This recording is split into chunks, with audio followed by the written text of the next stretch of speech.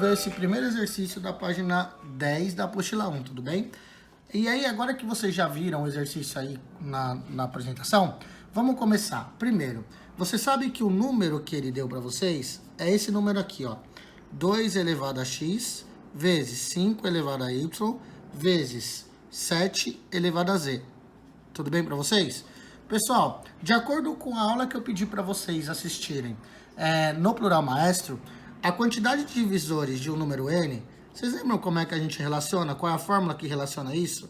A gente até demonstrou lá no vídeo como é que se demonstra, mas agora o interessante é lembrar dessa fórmula. O número de divisores é você pegar o expoente dos primos e somar 1, multiplicar por outro expoente e somar 1, multiplicar pelo último expoente e somar 1.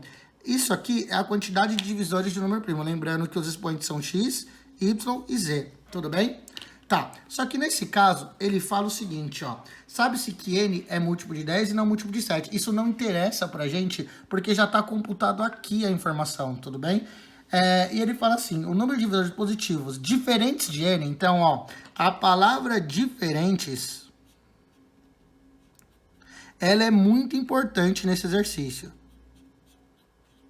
Porque é ela que vai dizer pra gente o que de fato a gente precisa montar no exercício. Por quê? Porque diferente significa que o que eu quero, portanto, vão ser todos os divisores possíveis, certo? Só que você tem que tirar o que é diferente dele mesmo. Então, menos 1. E por que menos 1? Porque esse 1 aqui, ele é o próprio número. E você sabe que quando eu faço essa fórmula, você está fazendo todos os divisores, inclusive ele mesmo. Então, eu tiro o ele mesmo, que é 1, tudo bem? Então, portanto, a alternativa que cabe, que resolve esse problema, é a alternativa E. Tranquilo, gente? Pegadinha, né? Mas é uma questão bem importante para vocês, tudo bem? Então, a alternativa correta aí é a alternativa E. Tchau, tchau. Bom, gente, nessa questão, ele fala assim, ó. João e Maria estão numa discussão sobre os números de inteiros da forma 5 ao quadrado vezes 6 ao quadrado sobre D, em que D é um número inteiro. João acha que há exatamente 9 números dessa forma. Maria discorda. Ela estará com a razão se afirmar que a quantidade de números dessa forma é... Primeiro, gente, para que os números inteiros dessa forma aconteça, esse D tem que ser um divisor de 5 ao quadrado vezes 6 ao quadrado, tudo bem? Porque aí você pode simplificar e formar um número inteiro, que eu vou chamar nesse caso de n, tudo bem? Então, para que dê certo, o D, ele tem que ser igual um divisor desse número aqui, 5 ao quadrado vezes 6 ao quadrado, tudo bem? Agora, vamos tentar lembrar como é que a gente calcula os divisores de 5 ao quadrado vezes 6 ao quadrado.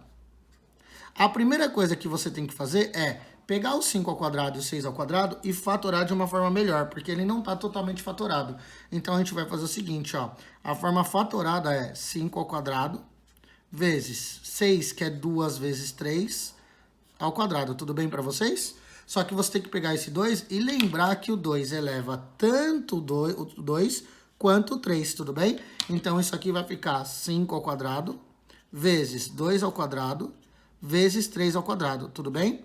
Agora que a gente tem essa informação, a gente vai pegar os expoentes, que é o 2 e o 2, e fazer a formulinha para descobrir a quantidade de divisores desse número, que é o expoente mais 1, vezes o outro expoente mais 1, vezes o outro expoente mais 1. E aí você vai ter 3 vezes 3, vezes 3, que é igual a 27, tudo bem? Então, a minha pergunta é a seguinte, ela estará com a razão se afirmar que a quantidade de números dessa forma é... Então, quantos números dessa forma a gente pode ter? Bom, gente, se esse D, ele tiver que ter 27 maneiras, então, como são 27 divisores aqui, então são 27 maneiras diferentes de escrever esse número inteiro que ela pediu. Tudo bem? Então, na verdade, a resposta é 27 e a alternativa correta é a alternativa E, tá bom? Bom, gente, nesse exercício 3, ela fala assim, ó. Maria quer cobrir completamente o tampo de uma mesa com formato retangular de 84 centímetros por 60. Então, por exemplo, a gente pode falar que aqui é 84 e aqui é por 60, tudo bem? Esse é o tampo. Aí ele fala assim, com peças quadradas postas lado a lado. Número mínimo necessário de peças quadradas que Maria usará, dado que elas podem ser de tamanhos diferentes. Então, ó, grava essa perspectiva, que são tamanhos diferentes. Tudo bem? Bom, se são tamanhos diferentes, eu vou pensar na hipótese mais importante, que é pegar o maior quadrado possível logo de cara. E pensando no maior quadrado possível, o que eu faço? Eu vou pegar esse 60, vou jogar esse 60 para cá e vou fechar um quadradão aqui, que é esse aqui, ó. Tipo assim, ó, 60 aqui e 60 aqui. Aí eu fecho 60 por 60. E aí eu consigo matar um primeiro quadrado, que é esse grandão aqui. Tudo bem? Mas, ó, se eu já fechei 60 aqui, para dar 84, sobraram 24, tá bom? E aí, o que eu vou fazer? Eu vou jogar 24 aqui em cima, para fechar um grande quadrado de 24 por 24. Já fechei um outro quadradão, ó. Aí eu vou pegar um outro quadrado e tentar fechar de 24 por 24. Outro quadrado. Então, ó, eu fechei um quadrado 60 por 60, um quadrado 24 por 24, outro 24 por 24, e eu percebi aqui que para dar 60 tá faltando 12. Bom, se tá faltando 12 e essa base é 24, eu vou dividir essa base no meio. E aí eu vou ter aqui, ó, um outro quadrado e um outro quadrado, totalizando 1, 2, 3, 4, 5 quadrados. Tudo bem? Então, a pergunta do exercício é: o número mínimo necessário de peças para que você consiga fazer o que ele pediu. Então, o número de peças vai ser igual a 5 quadrados. Tudo bem? E a resposta para isso é a alternativa B. Tá já? Bom, pessoal, então aqui na questão 4 ele fala, em relação ao exercício 3, qual é o número mínimo necessário de peças quadradas que Maria usará, dados que elas devem ter todas do mesmo tamanho? Gente, se devem ser do mesmo tamanho,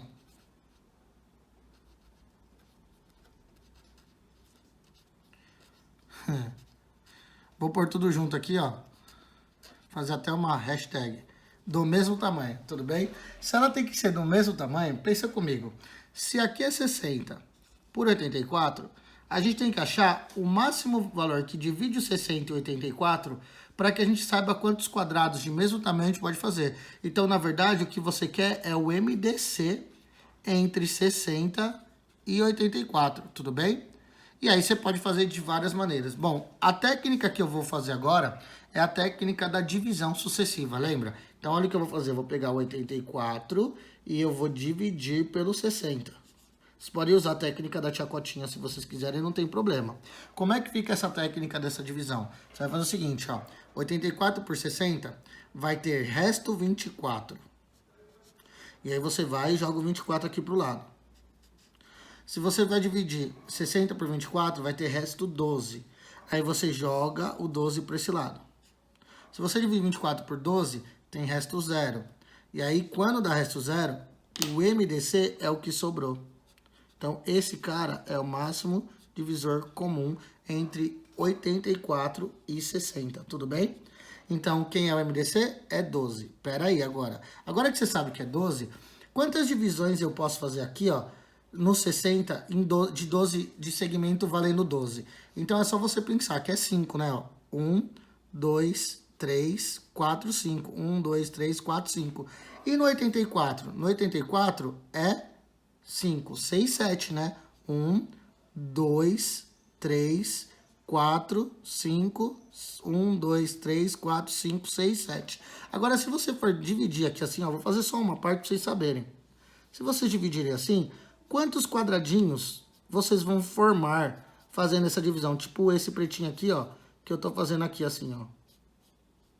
Quantos quadradinhos vocês vão fechar? Na verdade, vocês vão fechar aqui 5 e aqui 7. Então, é 5 vezes 7, que vai dar 35 quadradinhos. Tudo bem? E a resposta correta, então, é a alternativa D. Beleza, gente? Bom, e para encerrar essa aula, Exercício 5, ele fala assim, ó. Em uma floresta existem 4 espécies de insetos, A, B, C e P, que têm ciclo de vida semelhantes. Essas espécies param para um período de anos, desenvolvimento, tal. Vocês leram o que eu mandei para vocês aí atrás. Agora, ele pergunta assim, quais serão a primeira e a segunda espécie a serem ameaçadas de extinção por surgirem sozinhas com a espécie predadora numa próxima primavera? Gente, é só a gente pensar assim, ó. Vamos pensar nos dados de cada espécie, da espécie A, da espécie B, da espécie C e da espécie P. Isso é importante, tudo bem? E aí eles falam assim, ó.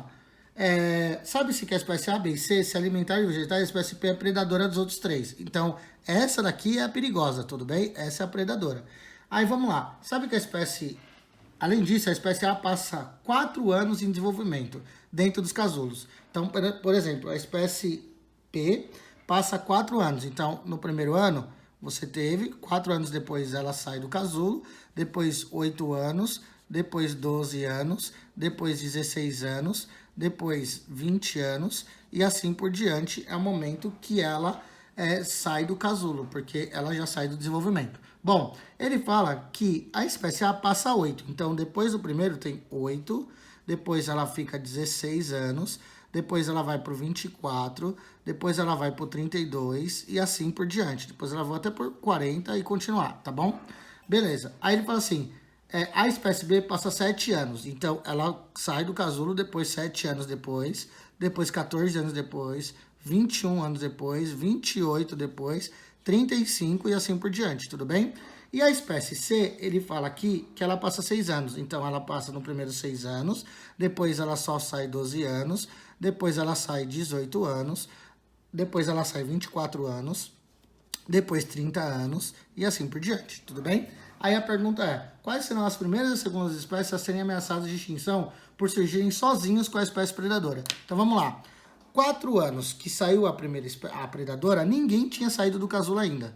Mas no 8º, na segunda vez que a espécie P saiu do casulo, a espécie A sai. Então, a primeira a ser ameaçada nesse contexto é a A, porque é quando ela sai junto com a P. Aí depois, a P sai de novo 12 anos depois, que é exatamente quando a C sai, ó. Então, a C é a segunda espécie ameaçada, tudo bem? Então, dentro dessa perspectiva que a gente viu aqui, a primeira espécie ameaçada é a A e a segunda é a C. A alternativa que responde essa pergunta é a alternativa D. Tudo bem, gente? Beleza? Então tá bom.